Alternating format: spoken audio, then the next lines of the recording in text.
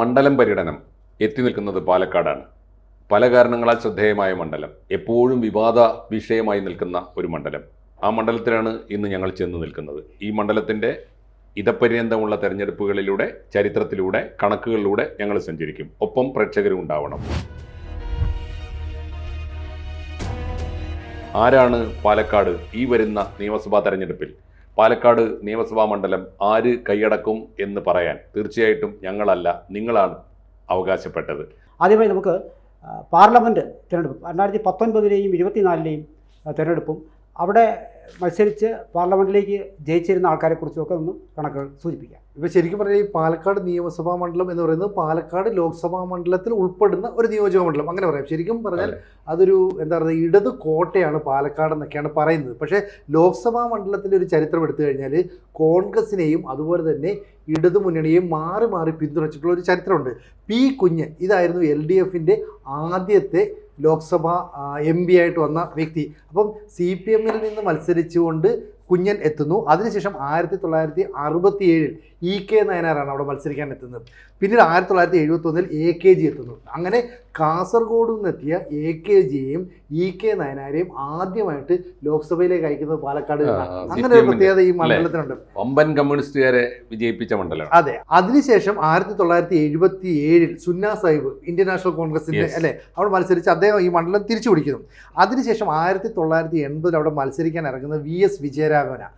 പിന്നീട് VS വിജയരാഘവൻ എന്ന് പറയുന്ന കോൺഗ്രസ് നേതാവിൻ്റെ പടയോട്ടമായിരുന്നു പാലക്കാട് ലോക്സഭാ മണ്ഡലത്തിൽ. 80 വിജയിക്കുന്നു അദ്ദേഹം, തുടർന്ന് 84 വിജയിക്കുന്നു, 89 വിജയിക്കുന്നു, 91 വിജയിക്കുന്നു. ഇതിനിടയിൽ വിജയരാഘവനോട് ഒരു തവണ പരാജയപ്പെടുകയും ചെയ്തു. പിന്നീടാണ് CPM അവിടുത്തെ ഒരു യുവജന നേതാവായിട്ടുള്ള NN കൃഷ്ണദാസിനെ ഗോദയിലേക്ക് കൊണ്ടുവരികയാണ്. അന്ന് DYFIയുടെ ഒക്കെ തലപ്പത്തുണ്ടായിരുന്ന NN കൃഷ്ണദാസ് ഒന്ന് മത്സരിക്കാൻ ഇറങ്ങുമ്പോൾ വലിയ പ്രതീക്ഷയൊന്നുമില്ല. എങ്കിലും അന്ന് 1996 ആദ്യ തെരഞ്ഞെടുപ്പിൽ തന്നെ VS വിജയരാഘവൻ എന്ന് പറയുന്ന കോൺഗ്രസിലെ അക്കാലത്തെ ഏറ്റവും മികച്ച ഒരു പാലക്കാട്ട് നേതാവ് അദ്ദേഹത്തെ അട്ടിമറിക്കുകയാണ്. പിന്നീട് ആ അട്ടിമറി 1998-ലും 99-ലും 2004-ലും വരെ തുടർച്ചയായിട്ട് ജയിച്ചു. ഇതിൽ 3 തവണയും നേരത്തെ MP ആയിരുന്ന VS വിജയരാഘവനായിരുന്നു ഈ പറയുന്ന NN കൃഷ്ണദാസിന്റെ എതിരാളി. ഒരു തവണ MD പത്മ മത്സരിക്കാനായിട്ട് വന്നു, കോഴിക്കോട് നിന്ന് വന്നാണ്, അവരും പരാജയപ്പെട്ടു പോകുന്നു. ഇതിനുശേഷം ഈ മണ്ഡലം തിരിച്ചു പിടിക്കാനായിട്ട് UDF പല ശ്രമങ്ങളും നടത്തി. എന്നാൽ 4 ടേം പൂർത്തിയായതോടുകൂടി പിന്നീട് NN കൃഷ്ണദാസിനെ മാറ്റിയിട്ട് MP രാജേഷ് എന്ന് പറയുന്ന യുവ നേതാവ്, അന്ന് DYFIയുടെ യുവ നേതാവാണ് MP രാജേഷ്. അന്ന് VS അച്യുതാനന്ദനൊപ്പം നിന്നിരുന്ന MP രാജേഷ് ഒരു സുപ്രഭാതത്തിൽ പെട്ടെന്ന് ഈ പറയുന്ന പിണറായി പക്ഷത്തേക്ക് മാറുന്നു. അങ്ങനെ അവിടെ ലോക്സഭയിലേക്ക് MP രാജേഷിനെ അവതരിപ്പിക്കുന്നു. MP രാജേഷാണ് ആദ്യം 2009 മത്സരിച്ച് ജയിക്കുന്നു. പിന്നീട് അടുത്ത തെരഞ്ഞെടുപ്പിൽ സിറ്റിംഗ് MP എന്ന നിലയിൽ 2014 മത്സരിക്കുന്നു. ആ തെരഞ്ഞെടുപ്പിലാണ് LDFുമായിട്ട് ഉടക്കിക്കൊണ്ട് MP വീരേന്ദ്രകുമാർ UDFിലെത്തുന്നത്. അങ്ങനെ പാലക്കാട്ട് MP രാജേഷിനെ നേരിടാൻ എത്തുന്നത് MP വീരേന്ദ്രകുമാറാണ്. ആ സമയത്ത് BJPയെ പ്രതിനിധീകരിച്ച് ശോഭാ സുരേന്ദ്രൻ എത്തുന്നു. ഒരു വലിയ ത്രികോണ മത്സരത്തിൻ്റെയൊക്കെ പ്രതിനിധി ഉളവാക്കി. പക്ഷേ അത്തവണ 1,50,000-ൽ പരം വോട്ടിനാണ് MP രാജേഷ് വിജയിച്ച് കയറിയത്. വലിയ നേട്ടം ഉണ്ടാക്കി, വീരേന്ദ്രകുമാറിനെ തോൽപ്പിച്ചു. അതിനുശേഷം 2019 വീണ്ടും സിറ്റിംഗ് MP ആയിട്ടുള്ള MP രാജേഷ് മത്സരിക്കാൻ ഇറങ്ങുന്നു. അന്ന് ഈ പറയുന്ന ഇടതുമുന്നണിക്ക് എതിരായിട്ടുള്ള വലിയ വികാരമുണ്ട്. അപ്പോഴാണ് കോൺഗ്രസ് VK ശ്രീകണ്ഠൻ എന്ന് പറയുന്ന നേതാവിനെ രംഗത്തിറക്കുന്നത്. അതുവരെ VK ശ്രീകണ്ഠന് പാലക്കാടിനെ സംബന്ധിച്ചിടത്തോളം വലിയ സ്വീകാര്യതയൊന്നും ഇല്ല. ഒരു നേതാവെന്ന നിലയിൽ നിയമസഭയിലേക്കൊക്കെ മത്സരിക്കുന്നുണ്ടെങ്കിലും വിജയിക്കാനൊന്നും സാധിക്കുന്നില്ല. പക്ഷേ എന്തുകൊണ്ടാണെന്നറിയില്ല, അട്ടിമറി വിജയം നേടിക്കൊണ്ട് അവിടെ ഈ VK ശ്രീകണ്ഠൻ പാലക്കാടിൻ്റെ MP ആയി വരികയാണ്. പിന്നീട് 2024 തെരഞ്ഞെടുപ്പിൽ വീണ്ടും VK ശ്രീകണ്ഠൻ തൻ്റെ വിജയം ആവർത്തിച്ചു. അന്നും ഈ വിജയരാഘവനാണ് മത്സരിക്കാനായിട്ട് എതിർ സ്ഥാനാർത്ഥിയായിട്ട് എത്തിയത്. അപ്പോൾ ഇപ്പോൾ കോൺഗ്രസിൻ്റെ കൈപ്പിടിയിലേക്ക് ഒതുങ്ങിയെന്ന് നമുക്ക് തോന്നാം.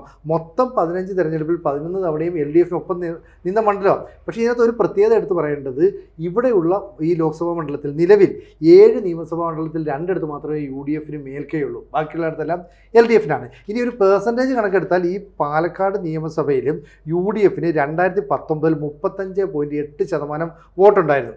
ഈ 2024 ആയപ്പോഴേക്കും അത് 39.7% വർദ്ധിപ്പിക്കാനായിട്ട് അവർക്ക് സാധിച്ചു. എന്നാൽ LDFിൻ്റെ കാര്യം വന്നാൽ LDFിന് 2019 44,086 വോട്ട്, അതായത് 32.6% വോട്ടാണ് ലഭിച്ചത്. 5 വർഷം കഴിഞ്ഞപ്പോഴേക്കും ആ വോട്ടിംഗ് ശതമാനം 26.1% കുറഞ്ഞു. ഇവിടെ BJP തങ്ങളുടെ സാന്നിധ്യം വർദ്ധിപ്പിച്ചു. കാരണം പാലക്കാട് നഗരസഭ കുറേ കാലമായിട്ട് ഭരിച്ചുകൊണ്ടിരിക്കുന്നത് ഈ BJP ആണ്. അങ്ങനെ NDAക്ക് 29.5% 2019 വോട്ട് ഷെയർ 2024 ആയപ്പോൾ 32.4% വർദ്ധിപ്പിച്ചു. അപ്പം ലോക്സഭാ മണ്ഡലത്തിലും പാലക്കാട് നിയമസഭാ മണ്ഡലത്തിലും ഒക്കെ തന്നെ BJP ഒരു വലിയ സാന്നിധ്യമാണ് എന്ന് വ്യക്തമാക്കുന്നതാണ് ഈ കണക്കുകൾ. തീർച്ചയായിട്ടും ലോക്സഭാ തെരഞ്ഞെടുപ്പിൽ മാത്രമല്ല നിയമസഭാ തെരഞ്ഞെടുപ്പുകളുടെ ഒരു കണക്കെടുത്താലും കോൺഗ്രസ്സിന് വലിയ മേധാവിത്വമുള്ള ഒരു മണ്ഡലമായി പാലക്കാട് നിയമസഭാ മണ്ഡലവും നമുക്ക് കാണാൻ പറ്റും. ഇതുവരെ നടന്ന 17 തെരഞ്ഞെടുപ്പിൽ ഒന്നാമത്തെ തെരഞ്ഞെടുപ്പ് തൊട്ട് 8 തവണ കോൺഗ്രസ് ജയിച്ചു. പിന്നെ ജയിച്ചു എന്ന് പറയുന്നത് കോൺഗ്രസ് അല്ലാതെ ജയിച്ചത് PSP നേതാവായ CM സുന്ദരമാണ്. അത് കോൺഗ്രസിന്റെ കൂടെ മുക്കൂട്ടു മുന്നണി ഒക്കെ ആയ കാലം തൊട്ട് ഇപ്പോൾ PSP എന്ന് വെച്ചാൽ പട്ടംതാണ പിള്ളയുടെ പാർട്ടിയുടെ നേതാവായിരുന്ന കാലം തൊട്ട് അദ്ദേഹം ജയിച്ച 20 കൊല്ലത്തോളം 1970 തൊട്ട് ഏതാണ്ട് 1970 തൊട്ട് 91 വരെ 91 വരെ എന്ന് വെച്ചാൽ 20 കൊല്ലം തുടർച്ചയായിട്ട് CM സുന്ദരമായിരുന്നു MLA. ഇപ്പോൾ CM സുന്ദരം അവസാനം കോൺഗ്രസ് തന്നെ ചേരുകയും അവസാന തെരഞ്ഞെടുപ്പിൽ കോൺഗ്രസ് സ്ഥാനാർത്ഥിയായിട്ടാണ് മത്സരിക്കുന്നത്. എന്ന് പറഞ്ഞാൽ കോൺഗ്രസ് 8 തവണ ജയിച്ചു എന്ന് പറയുമ്പോഴും CM സുന്ദരം 5 തവണ ജയിച്ചു എന്ന് പറയുമ്പോഴും ജയിച്ചത് കോൺഗ്രസിന്റെ ആധിപത്യം തന്നെയാണ്. പിന്നെ ആകെ വന്നത് 4 തവണ അവിടെ ഇടതുപക്ഷത്തിന് ജയിക്കാൻ പറ്റിയിട്ടുണ്ട്. കഷ്ടിച്ചാണ് ആ ജയം. അത് ഒരിക്കൽ ജയിച്ചത് ആദ്യം ജയിച്ചത് MV വാസു എന്ന CPM നേതാവാണ് 1965. അത് കഴിഞ്ഞ് പിന്നെ ഒന്ന് ജയിക്കുന്നത് TK നൗഷാദാണ്. പിന്നെ 2 തവണ R കൃഷ്ണൻ ജയിച്ചു. R കൃഷ്ണൻ 67ലും 70ലും ജയിച്ചു R കൃഷ്ണൻ. അത് കഴിഞ്ഞിട്ട് പിന്നെ TK നൗഷാദ് ഒരിക്കൽ ജയിച്ചു കഷ്ടിച്ച് 500 വോട്ടിന്റെ ഭൂരിപക്ഷത്തിന് TK നൗഷാദ് 96ൽ ജയിച്ചിട്ടുണ്ട്. പിന്നെ ഒരിക്കൽ കൂടി CPM ജയിച്ചു. അത് KK ദിവാകരനാണ് 1000 വോട്ടിന് കഷ്ടിച്ച് 1000 വോട്ടിന് 2006ൽ ജയിച്ചു. എന്ന് പറഞ്ഞാൽ 4 തവണ CPM ജയിച്ചിട്ടുണ്ട്. നിസ്സാരമായ വോട്ടിനാണ് കടുത്ത പോരാട്ടത്തിലൂടെ പിടിച്ചെടുത്തിട്ടുണ്ടെന്നുള്ള ഉറപ്പാണ്. ബേസിക്കായിട്ട് അത് കോൺഗ്രസിൻ്റെ മണ്ഡലമായിട്ടാണ് നിലകൊണ്ടത്. ഇപ്പോൾ അവിടുത്തെ സമീപകാലം വരെ അവിടുത്തെ MLA ഈ ഒരു ഉപതെരഞ്ഞെടുപ്പ് ഇപ്പോൾ ഷാഫി പറമ്പിലാണ് കഴിഞ്ഞ 3 തവണയായിട്ട് MLA. ആകെ ഒരു വ്യത്യാസം വന്നത് ഷാഫി പറമ്പിൽ ഈ കഴിഞ്ഞ ഏറ്റവും ഒടുവിലത്തെ തെരഞ്ഞെടുപ്പിൽ 2021 തെരഞ്ഞെടുപ്പിൽ ഷാഫി പറമ്പിൽ ജയിച്ചു. പക്ഷേ 24 ലോക്സഭയിലേക്ക് ഷാഫി പറമ്പിൽ മത്സരിച്ച് വടകരയിൽ നിന്ന് ജയിച്ചപ്പോൾ അവിടെ ഉപതെരഞ്ഞെടുപ്പ് വന്നു. പിന്നെ മത്സരിക്കുന്നത് ആണ് നമ്മുടെ കോൺഗ്രസ് നേതാവ് രാഹുൽ മാങ്കൂട്ടത്തിലാണ്. ആ ഉപതെരഞ്ഞെടുപ്പിന്റെ കണക്കുകൂടി പറഞ്ഞിട്ട് ഒരു കാര്യം കൂടിയുണ്ട്. പക്ഷേ അതിനകത്ത് 2001 അവിടെ നിന്ന് മത്സരിച്ച് വിജയിക്കുന്ന K ശങ്കരനാരായണ, അദ്ദേഹം പിന്നീട് നമ്മുടെ ധനകാര്യ വകുപ്പ് മന്ത്രിയായി, പിന്നീട് UDF കൺവീനറായി. പക്ഷെ പിന്നീട് ഈ ശങ്കരനാരായണന് പാലക്കാട് മണ്ഡലത്തിൽ ക്ലച്ച് പിടിക്കാൻ കഴിഞ്ഞില്ല. കാരണം ജനങ്ങളുമായിട്ട് അദ്ദേഹത്തിന് വലിയ ബന്ധമില്ലായിരുന്നു എന്നുള്ളത് കോൺഗ്രസിന് വലിയ തിരിച്ചടിയായി മാറി. അതാ പിന്നീട് ഈ പറയുന്ന ഷാഫി പറമ്പിൽ തിരിച്ചു പിടിച്ചതെന്ന് പറയുന്നത്. അത് എനിക്ക് തോന്നുന്നു അതൊരു തരം അറിയാലോ കരുണാകരന്റെ കൂടെ നിന്നതിന്റെ ഒരു സേവനത്തിന് കൊടുത്തൊരു പ്രതിഫലമായിരുന്നു. അവസാന കാലത്ത് അദ്ദേഹത്തിന് കൊടുത്ത രാഷ്ട്രീയ ഒരു ഉപഹാരമായിരുന്നു അത്. പിന്നെ അദ്ദേഹത്തെ ഇവിടുന്ന് ഗവർണറാക്കി വിടുകയാണ്.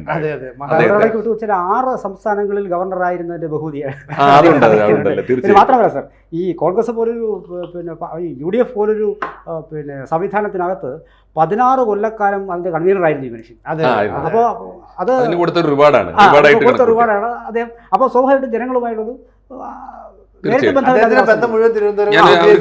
ആദ്യം ഒരു കാര്യം ചെയ്യാം. ഈ കഴിഞ്ഞ ഇപ്പോൾ ഷാഫി പറമ്പിൽ ജയിച്ച 2 തെരഞ്ഞെടുപ്പുകളുണ്ടല്ലോ, 1916ലെയും 21ലെയും. യഥാർത്ഥത്തിൽ നിയമസഭയിലേക്ക് പാലക്കാട്ട് നിന്ന് നടന്ന ഒടുവിലത്തെ തെരഞ്ഞെടുപ്പ് അതല്ല, ഉപതെരഞ്ഞെടുപ്പാണ്. ഉപതെരഞ്ഞെടുപ്പിന്റെ കണക്ക് സാറ് പറയുന്നതിനും ആദ്യം പറഞ്ഞോളൂ. ഉപതെരഞ്ഞെടുപ്പ് 24ലേക്ക് ഷാഫി ലോക്സഭയിൽ മത്സരിക്കുന്ന സമയത്ത് നവംബർ 20 ആണ് അവിടെ ഉപതെരഞ്ഞെടുപ്പ് നടന്നത്.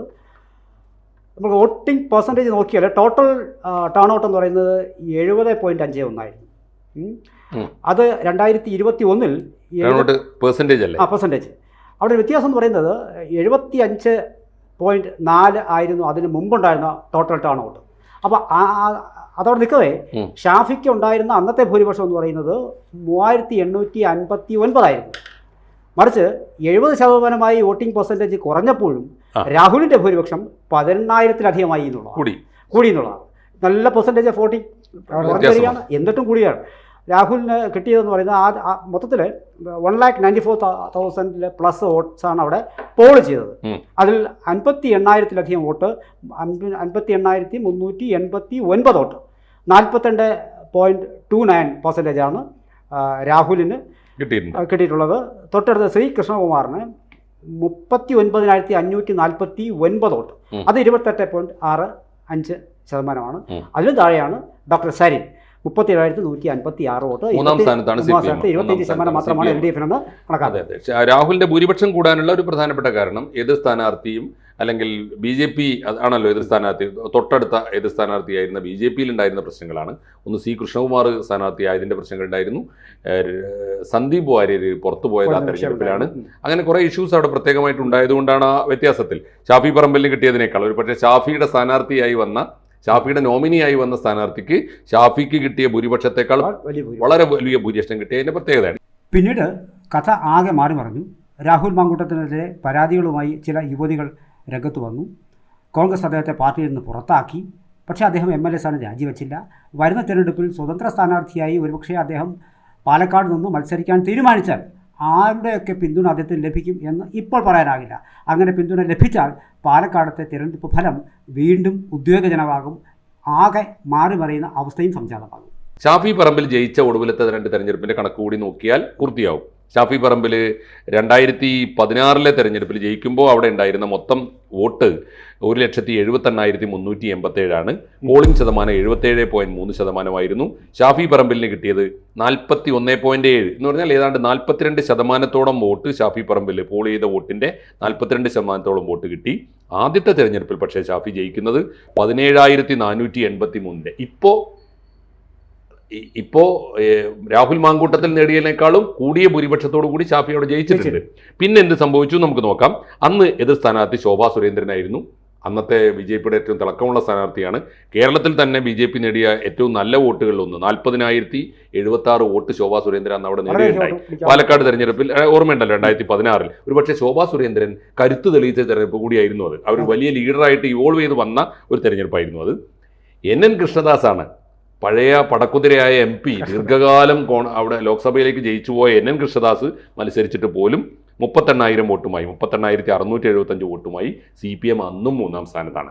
അന്നു മുതൽ ഇന്നും 3-ാം സ്ഥാനത്താണ്. ഇനി ഷാഫി പറമ്പിലിൻ്റെ ഭൂരിപക്ഷം 2016 നിന്ന് അതേ ഷാഫി 2021 മത്സരിക്കുമ്പോൾ 17,483 ഉണ്ടായിരുന്ന 2016 17,000 വോട്ടിന് ജയിച്ച ഷാഫി, ഭൂരിപക്ഷത്തിന് ജയിച്ച ഷാഫി 2021 വെറും 3,800 എന്ന് വെച്ചാൽ 4,000-ൽ താഴെയായിട്ട് ഭൂരിപക്ഷം കുറയുകയാണ്. എന്ന് പറഞ്ഞാൽ ഭൂരിപക്ഷത്തിൽ 13,000 വോട്ടിൻ്റെ കുറവുണ്ടായി. അതിൻ്റെ ഒരു കാരണം അന്ന് എന്ന് മാത്രമല്ല, ഇപ്പോൾ കോൺഗ്രസ്സിന് ആകെ പോൾ ചെയ്ത വോട്ടിൽ 2 കാരണങ്ങൾ ഉണ്ടായിട്ടുണ്ട്. ഒരു പ്രധാനപ്പെട്ട കാരണം പോളിംഗ് ശതമാനത്തിൽ കുറവുണ്ടായിട്ടുണ്ട്.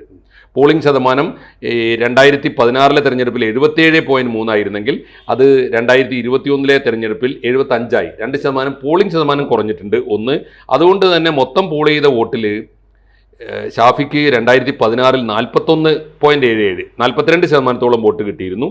അതേസമയത്ത് ഈ 2021 തെരഞ്ഞെടുപ്പിൽ ഷാഫിക്ക് കിട്ടുന്നത് 38,000 വോട്ടാണ്. എന്ന് പറഞ്ഞാൽ 38% വോട്ടാണ് എന്ന് പറഞ്ഞാൽ 54,000-ഓളം വോട്ട് കിട്ടി. ഇനി എന്തുകൊണ്ട് അങ്ങനെ സംഭവിച്ചു എന്ന ചോദ്യമാണ് വളരെ പ്രധാനം. 2-ാം സ്ഥാനത്ത് അപ്പോഴും BJPയാണ്, പക്ഷേ ശോഭാ സുരേന്ദ്രൻ അല്ല.